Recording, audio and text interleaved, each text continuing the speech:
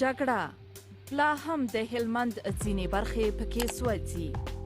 10 ورځې کېږي چې دا اور پر هلمندیانو بل دی. له کبله یې یوازې لښکرګاه ته څه باندې 10,000 بې ځایه شوې کورنۍ ورغلي چې ډېره یې په بیدیا کې خپلې شپې او ورځې تېروي. د ځایي مسؤلینو په خبره تر دې دمه یوازې څه باندې 300 کورنیو سره مالی او خوراکي مرستې شوي دي. ملګري ملتونه د دغو کډوالو دا وضعیت بشري ناورین بولي.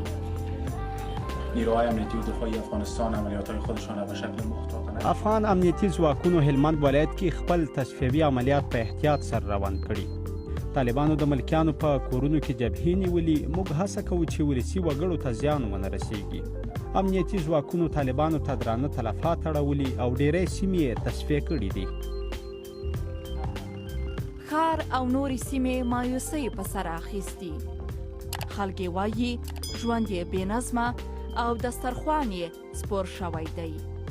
جګړې دوی بې کوره او ډېری کورنۍ د غم پر ټغر کېنولي دي. ځایي مسؤلین وایي تر دې دمه 40 کسان پکې وژل شوي او د 1 ماشومانو په ګډون نږدې 300 ټپیان دي. دا یوازې هلمند نه دی چې د جګړې تاوې ولسي مرګ ژوبله اړولې. امنیتي سرچینې وایي په تېرو 24 ساعتونو کې د افغانستان څه باندې 25 ولایتونه د تاوتریخوالي شاهدان وو.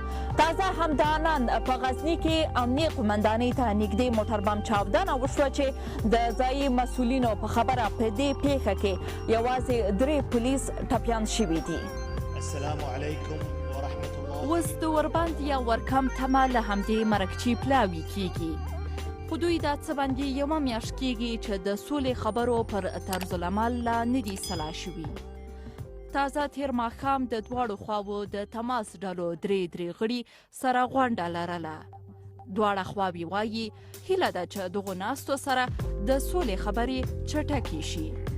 څه ته چې دلته افغانستان کې خلک سترګې په لارې ناست دي.